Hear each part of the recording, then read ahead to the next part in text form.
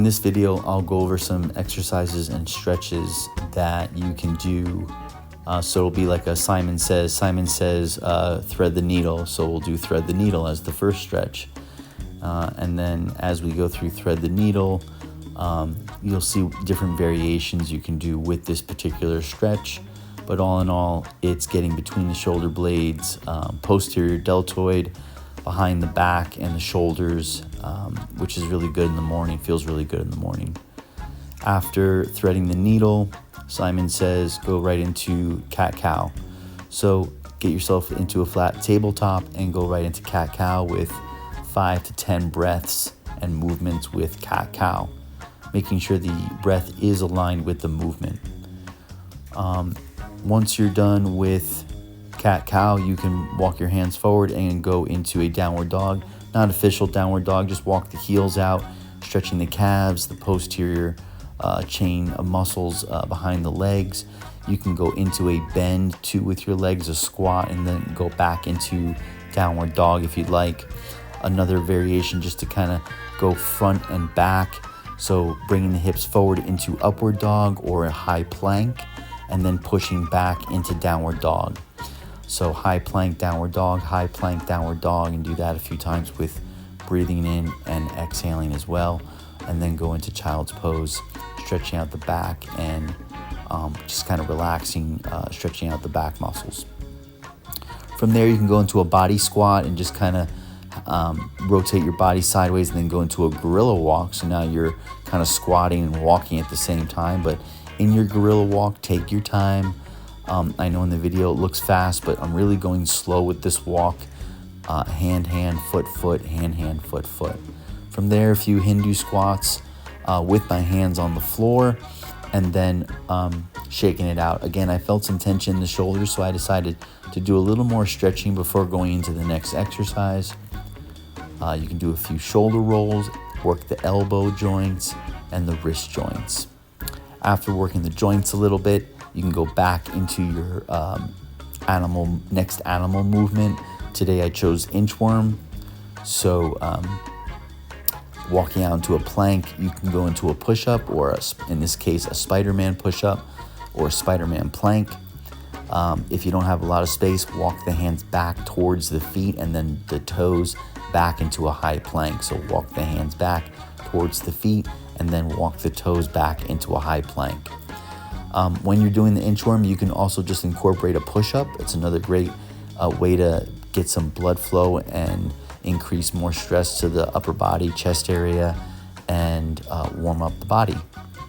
Once I was done with the inchworm, again, a few more Hindu squats, and then I went into a bunny hop.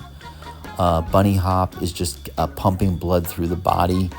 And then I fell back, did a reverse crab crawl, and then reverse tabletop to a one-arm stretch. So just again, warming up the body, warming up the shoulders, and moving the legs. From here, I decided I was going to stay on the floor and do a little more floor work, just a side bend. So I'm just sitting on my legs and holding the side bend for 10 to 15 seconds on each side would be a good idea. You can build up to 20 seconds. From there, going back into a squat and then stretching out the quads a little bit. The quadriceps, you can just grab the top of your feet.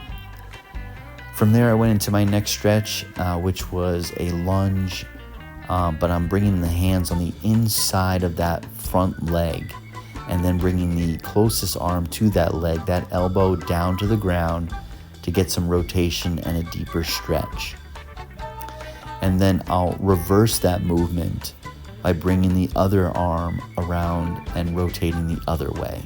And I'll do this again first. When you go into this lunge stretch, you take one big step, drop the back knee all the way down, and you can move forward and back into this stretch, and you can feel where the stretch is kind of pulling or where there's tension in your body, in your hips, in your legs. But then you can also create this rotation piece, which is again bringing the elbow down, rotating as far as you can up to the ceiling, and then the other way, which really helps with blood circulation and flexibility. After the lunge stretch and getting my kneecaps and my knees massaged out a little bit and my legs engaged, I went back for a few more Hindu squats, rolling out the wrists again. I'm always rolling out my wrist joints, getting the upper body more engaged, going side to side with over under with my arms and shoulders, and then swaying side to side to get some torso twists. So now my body's feeling a little more warm. I'm getting a lot more blood circulation. I decided I'm going to continue with some sun salutations. So stretching up to the ceiling, swan dive, straight back, forward fold, jump back into chaturanga, upward dog, downward dog, and then jump between the hands. After 5 breaths, into straight back, forward fold all the way, and then reaching up, inhale all the way to the ceiling, lands handing in heart chakra. And I did this a few times to continue with that total body movement. Sun salutation really embraces that breath and body movement where your whole body is engaged.